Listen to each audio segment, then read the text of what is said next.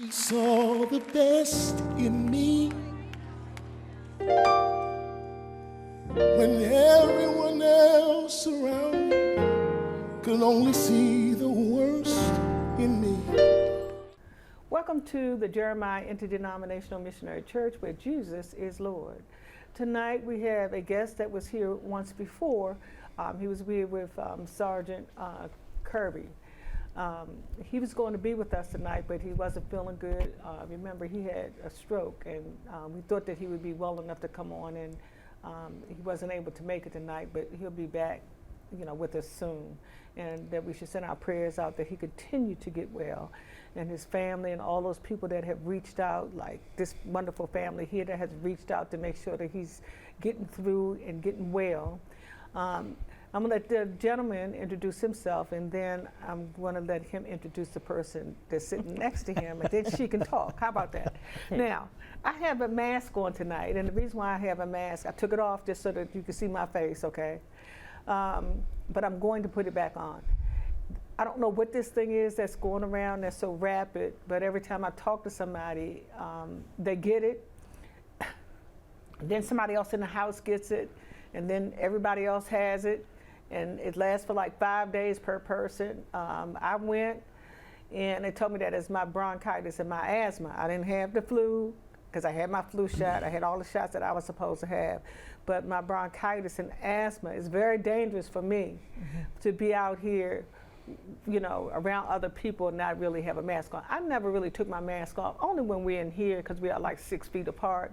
But I'm gonna keep it on today, because I just learned some more people have gotten sick, and I don't know what it is. I've never told you to ever stop wearing your mask, and that everywhere I go, I wear a mask, except for I'm comfortable when I'm here. And let me just make sure I say this. It is not mandatory for us to wear masks in the studio. It is up to my guests on whether or not I give them the option tonight if they want to wear a mask or not. I'm going to put mine back on after everybody else start talking. How about that? But this wonderful young man that has been here before, and he does wonderful things with people, and I want him to introduce himself and introduce his wife, okay? All right? And I'm going to put my mask back on, okay? I'll put mine on. Okay. Hello, my name is Mayor Max. I am the director of the MindKnit Research Center. I was a DARPA telehealth researcher for DoD, and I work with veterans mental health for 27 years now. And the program we're going to talk about is the MindKnit Veterans National Adaptive Life Judo Program. It was a program that was competitively selected along with 135 by VA Healthcare, and we teach it nationwide. And we teach it so that it includes all of the veterans, all of the elders, all of the persons with disabilities or differences who've been left out or left behind. And what we set out to demonstrate is we can help them all. We can help improve their balance, their mobility, their health, their life, and we've actually, in cases, worked all the way through the justice system with them to keep them healthy and included. So, before you do that, I might need that myself, because I'm going to physical therapy, but this leg is giving me, and my back is giving me the blues, right? Yes. So I got the cane behind me, but this knee is giving me the blues because I'm a diabetic. Here we go again. They told me that they really didn't want me to get a cortisone shot. Right. Okay, but I mean, I'm often might go there. Anyway, introduce your beautiful wife. So, I'm a telehealth researcher, and I'm also a Sandan, third-degree black belt in judo. I learned in Okinawa when I was a young man. Okay. And I was a dependent and 16 years old, and I got my black belt when I was 16. Wow. And I had to beat the Okinawan police, 5 of them, to get my black belt. And now we teach others. And I've also fallen off a motorcycle head first at 70 miles an hour on the New York Thruway, heading up to do traumatic brain injury research with the VA. And I did a judo roll and survived. So I have titanium across my chest. I have bone graft from my leg holding up my chest. Wow. I have titanium in my spine. but I your survived. head. Yes. And I got a brain injury, which Okay. I've had to come back from. Okay. So that's helped us with veterans with stroke, such as our good friend Sergeant Kirby. We had Gregory beforehand, another Marine Corps veteran. But we work with folks with everything from prosthetic knees, arthritis, implants, spine issues, cerebral, MS, Alzheimer's, all the way up to the ages of 75 through 90. Wow. And they're just starting with us. Wow. So, this is my lovely wife and the co-director of the MindKnit Veterans National Adaptive Life Judo, and this is Shiela Max, and she is a registered nurse. For a very long time, I've been a registered nurse. My participation started when the crew was still meeting at the VA Hospital. and at the hospital. This was before COVID began, and it.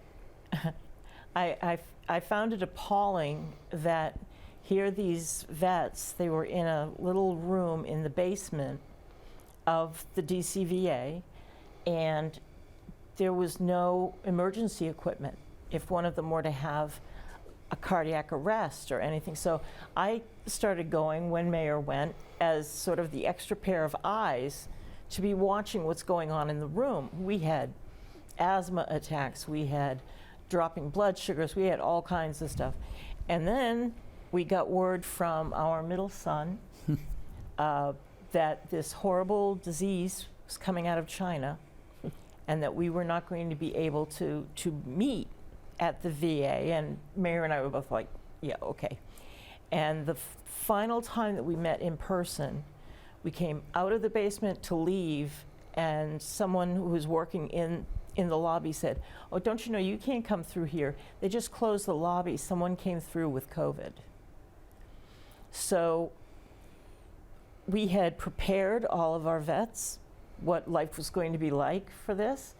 And the first thing to go for many, if not all of them, were their support groups for post-traumatic stress. And so those groups just went by the wayside.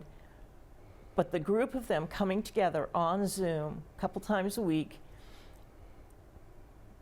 they came to view each other as family, and they still view each other as family.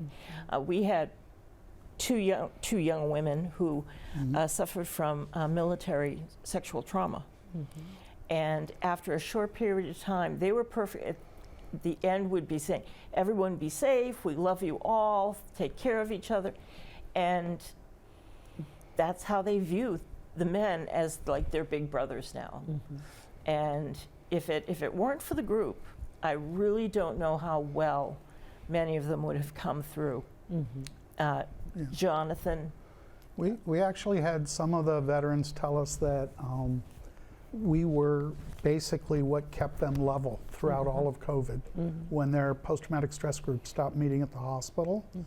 And I also sit on the executive board with the Veterans Mental Health Advisory Council for DCVA Medical. Sergeant Jonathan Kirby is on the Veterans Mental Health Council as well. He's been on longer than I have. And we start out with a basis of keeping everybody included, but working on everybody's mental health and mental calmness first. We have veterans who are 78 years old, actually now they're almost 80, who still have issues with post-traumatic stress from when they were dropped into a hot fire zone in Vietnam. And they saw the people around them getting shot. And when we don't wait for someone to call us and say, hey, I'm in trouble, I'm having a really deep, dark time, we know they go quiet. So we reach out, we pull them in, everybody on the team reaches into them, and we have had veterans who have said they were going to turn themselves in, call an ambulance, and go to a locked unit to get medication, and they were actually on the suicide line. And they said, wait a minute, it's our adaptive judo class. Whenever I go to that, the whole team works to make me feel better. And when people are feeling deep and dark and quiet and they don't want to go out of their front door or call anyone, they come in to help the other veterans, even though they wouldn't ask for help themselves. And so we have kept a group of smiling, healthy, happy veterans for 5 years now, 5 years, almost 6. Mm-hmm. And we had one young woman come out to a demonstration that went over Facebook all over the country, about 5,000 viewers. Wow. She went and told her story. She said when she was diagnosed with multiple sclerosis, she sat in her mother's kitchen for a year and just cried. And her mother said, "Are you ever going to leave the house?" We got her to come into the VA. We started working with her. We got her comfortable working with all the other vets, made them all family, got them into a nationwide, worldwide demonstration, and she got to tell her story. Wow. She came back into the world. So now I know it's some pictures that you want to show, and Yes. you know we don't have that a whole lot of time, and there's a lot of stuff that you do want to get in. So is there a clip or something? I'm not sure which one We you can want to do the start- pictures. He knows the order. We'll start with the pictures. Okay. Hey, there we are. There we are. Okay. And All right. So we have some blue people and some white people in outfits. Okay. So the ones that are wearing the So belts. This Okay. This is a very important picture. So this is Sergeant Jonathan Kirby, U.S. Okay. Marine Corps. Yes. He came into our during COVID, he drove these N95 masks around 3 states, Maryland, D.C., Virginia, and took them to the doorsteps of all our elder veterans and veterans with bronchitis and asthma who couldn't get sick, couldn't afford to. And hang on with the one, but he fell down a flight of stairs, 13 concrete steps. And he did the judo falls we taught him, the one I did over the front of the motorcycle at 70. And he was unharmed. No broken pelvis, elbow, wrist, shoulder, and no brain injury at all. Wow. And he's not the only one of our veterans. Now so I got him through spinal surgery at Walter Reed, and if you look at the last picture of him before this, what you'll see is his right side of his body, we're having to retrain his brain to recognize his arm, his waist, and his legs again. So we're teaching him how to fall all over again with a body that fits differently with his brain. Okay. But he's doing it. Right. And so he did this demonstration, and we demonstrated this for Veterans Day, and he showed his skills to veterans from Boston, Maryland, D.C., Virginia, Atlanta, Florida, Wow. to the Great Lakes, Potawatomi Nation, Tribal Wow. Nation, to San Jose, California, Los Angeles, and then all the way to Jerusalem, Wow. to an 80-year-old researcher who just had a surgery of her own and was learning to walk again. And she saw this, and she was very, very motivated. Right. So he's a role model once again. Head off to you, Sergeant Kirby. Glad that you're getting well, man. I He take my looks hat off to good. you. Okay. He looks very good. Yeah. And the next picture was? Yeah. So the next picture, you see Sergeant Kirby is doing a judo arm bar. It's called Kansetsu Waza. And the young woman who's teaching him is actually an international judo referee for kata, or judo forms and techniques and competitions all over the world. She was just in Doha a couple months back. And the gentleman that he's performing the armbar on just won the gold medal in the Pan American Judo competition in Guadalajara, Mexico. Wow. So we got some top-notch people coming out to help our veterans. And our veterans, Sergeant Kirby, is very strong there. And he's learning how to use a different side of his body to do that same technique that someone would use 2 hands for.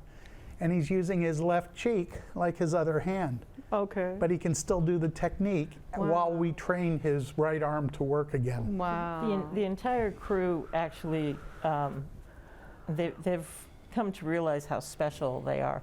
They've had an opportunity to interact with in person and over the internet with Sensei Jim Bregman, who's the first judoka in the United States to compete. It was in the Tokyo Olympics in 1964, and he won a bronze medal, the first. First American ever to medal in judo anywhere in the world. And he regularly comes on to to joke around and talk with everyone. teach them. teaching. Jimmy Pedro from near Boston, who's also an Olympic coach. They have had the opportunity to meet all of these amazing people that people in a regular judo dojo, they're not going to get to meet these folks. Right, right. And we've had incredible experiences. We lost one of our vets. He had had a stroke many moons ago, and then COVID hit, and he got COVID and ended up in and out of having COVID, not having COVID, back and forth. And he was very, very sick. Finally got him placed in the long-term care unit at DCVA, where he got fabulous, fabulous nursing care. And the day before he passed away, everyone was on Zoom while he got his blue belt. Wow. And we've had all sorts of people that are leaders across the U.S. and the world, and they all tune in to interact. They didn't just watch, they talked to the veterans, interacted with them, and the veterans feel special. Nate, is there something else that you wanted to show? So yeah, and the gentleman in the lower right is Sensei Scott Momey from Los Angeles. Upper right corner is Jonathan Morris. He is the head of the Wounded Warrior Recovery Program for the Defense Health Agency under DOD. Okay. He's part of our team, and he's also one of the people who led the work to get Sergeant Kirby through the hospital, rehab, and then back into his home. Wow. So we have a powerful group. This is the Attorney General of Maryland. General Anthony Brown gave a very special address and encouragement to all our veterans. And with that, we can actually play his message to the veterans. Okay. This is Attorney General Anthony Brown, who's joined us here on Memorial Veterans Day. And he's going to give a greetings to all our adaptive veterans across Maryland and across the world, and to Mr. Jonathan Kirby, who's working his way back from a stroke and is going to be showing combat judo skills in a week worldwide. Right, well, Major, thank you. And yes, I'm Attorney General Anthony Brown, a proud veteran. And I just first want to say to Jonathan Kirby, a dear friend of mine, a veteran, he's a veteran's veteran, someone who's always served and given back to men and women who have served our nation, to our adaptive veterans, all veterans, both here, home, and around the world. Thank you very much for your service. Thank you for your sacrifice, your courage, for you and your families. And I just wish every one of you that you're having a day as great as mine. Because any day I can wake up and be with veterans, talk about veterans, is a good day for me. So I wish the same for you and your families. Thank you. So that message from Attorney General Brown was given at the World War II Memorial in Maryland, which is right across the river overlooking the U.S. Naval Academy. Wow. And it was truly a beautiful and a memorable event on Veterans Day. And when Sergeant Kirby, the U.S. Marine Corps, saw the message Attorney General Brown directed to him, he said, "This has been one of the best days of my life." I'm quite sure it was. He said, "I will not forget this to the end of my days." Right. So that's the power people have by reaching in and engaging with our veterans as they build a new, more powerful life. No matter what they've had, whether it's been spine injury, a stroke, what have you. Okay, so there's another video. There is. So now, this was also at the World War II Memorial for Veterans Day, and we got a very special message from Congressman John Sarbanes from the 3rd District of Maryland. And he was very gracious and gave a very encouraging message on the health benefits of this initiative and the very special role of all our veterans. Well, here we are at Veterans Day.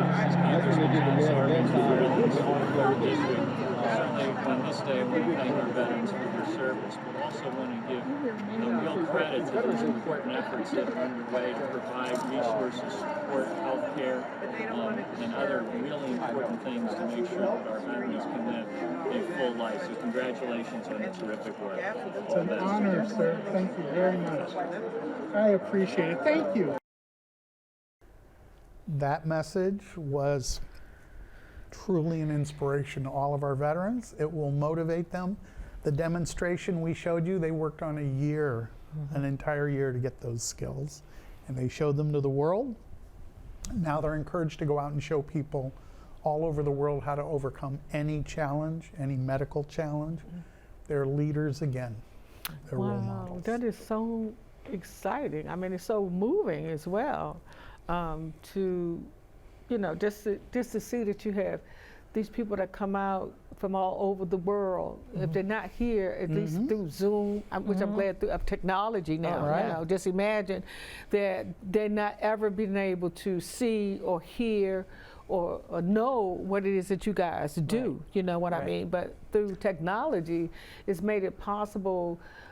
Especially with so much mental health going on. There is. I'm not even talking about veterans. I'm talking about Everyone. the world, okay? Everyone. And people being afraid to go out because they don't want to catch something, or they don't want to go out there and bump into somebody that has COVID and they're sitting in the house. Right. You know, I know a lot of young people as well as old people. All ages. That they're sitting in their homes, you know, and the holidays are not even like they used to be. No. You know, we used to have holidays where, you know, you had family that came out, but now you don't know in your family who they're out there with. So you don't want to take that chance of going out there and, you know, being susceptible to something when you know that you have a compromised system. You know? I know that the last time that you were here, you had your dolls with you.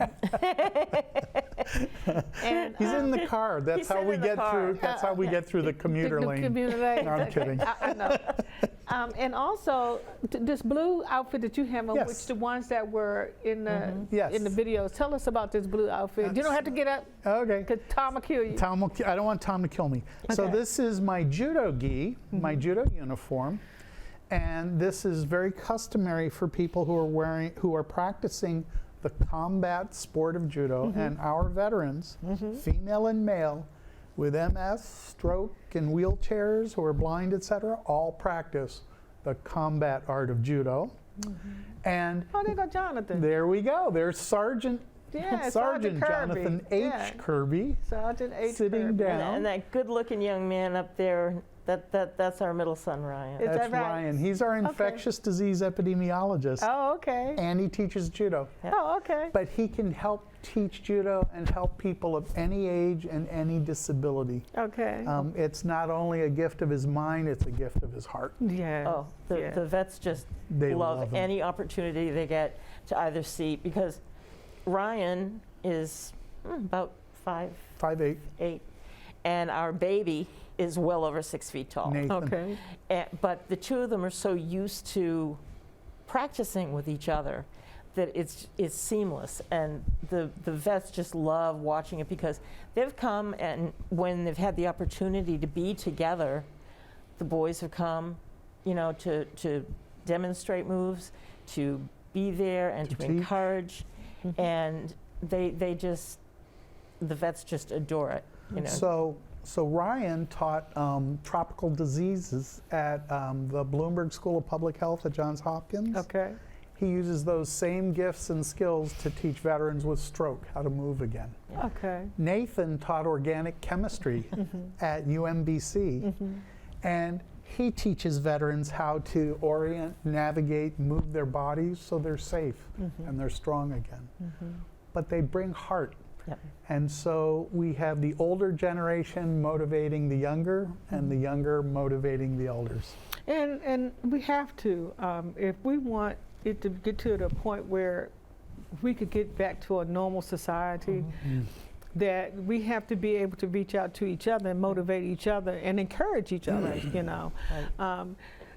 One thing that we always have prayer. And that's one thing that we should continue to pray for the world, for our leaders, you know, for our injured, whether it's a fireman, a veteran, a police officer, you know, nurse, you know, whatever, because all of you guys take an oath that, you know, is that I'm going to be there. I'm going to protect and serve. You know what I mean? So I think it's very important that we honor them all. Right. You know, I know that our veterans, if we didn't have our freedom, it would not be because of you guys, you know, so we know Right. how important your job is. But then what goes on here, we have to make sure that that's preserved as well. Right. And so I take my hat off and I salute to both of you that, and the organizations that you work with and your children, Thank and you. helping Jonathan to make it back, make him Sergeant strong Kirby, to come back and being able to function. Okay, because that was one thing that he was so proud of, that he could go out and, you know, in the woods over there in Virginia with a homeless veteran, you know, making sure that they you know, were fed and had clothes Absolutely. and things. And I mean, he would tell us about that all the time. But now, you know, to know that he was out here giving out COVID masks all over the place, and now he's trying to himself come back to health. It's just a blessing. Y'all make me cry. See that? Last time I had somebody on here and I started crying, Tom laughed at me afterwards. He said, "What? You was crying? You never cry on the show, right?" But I'm holding them back. I got this one that's trying to come down on this side. I'm trying to hold it back, okay? That just to know that, you know, Maynard, we talked before, and the wonderful things that you were doing for Sergeant Kirby, you know, when he first got ill, that I thought that was so wonderful to pick him up and be able to take him to the doctor's appointments, or you know, to the hospital, Surgery and for his spine. for his spine, and all those wonderful things that you did. For I him. was helping him after the stroke. He, a physical therapist, and I, there were like 3 of us, and we were helping him march up the concrete good steps grief. at the Washington Rehab Hospital to the helipad on the ceiling. Oh, I know where that is. After Here a he is, stroke. This big Yeah. burly guy and these 2 tiny little physical therapists, and And Mary's there- going up behind him with a wheelchair. It's like, what are you going to do with a wheelchair on the stairs? But I think it was just sort of like something to catch him with. Mental. It was a mental. It was a That's mental right. thing. It was something for us to cling on to. It was a mental. I just kept moving out of the way. I know. But we used the judo gi to help Yeah. teach their entire body how to move again in a way that the normal physical therapy lifting belts cannot. So not only do they learn the combat sport, we're helping them with physical therapy, we're helping them to feel independent and how to engage the world again. I was also in the White House working for Vice President Gore. And I worked with the Japanese National Rehabilitation Center for Disabilities and brought all of VA together with Japan when they had the tsunami disaster with radiation and earthquake. And all of our veterans have now volunteered to help with the Japanese after their most recent earthquake disaster, where they have 33,000 homeless. And our veterans have offered to help with how they work with each other on post-traumatic stress, to help people who've survived and some who've lost family during that. So we've got enough heart for the world built into our veterans. And I can tell that your family has enough heart for the world to build into to the world. Most people don't realize this, but this the patch. It shows a person lifting another person, and they both rise like a phoenix. This was designed by our oldest son, Jared. Oh, okay. And then a friend of ours in California had them embroidered, and everyone in our group wears a blue gi as opposed to the white one, because so many of them have visual challenges. They can see better. They can see the blue better than they can the white. And so that's where. And our eldest son who designed this is on the autism spectrum. Okay. And he's spoken to conferences with VA neurologists and others. And we put on a medical conference, and someone said to him, veterans with traumatic brain injury coming back from blasts have trouble with sound and sight, similar to autism. Do you have anything to share? So everyone had been talking, all these world-renowned physicians, for a half hour at a time. And Jared looked up and he said, well, each of us, all of us are born with each of us are born with our own flaws, but we are also each born with our own gifts. All we ask is that you allow us to share them. And I had a doctor come up to me and say, if that will be the only thing anyone will remember. And with this, I want to say thank you both so much for coming. Thank you, ma'am. And I said, may the Lord watch out for each and every one of you. Good night.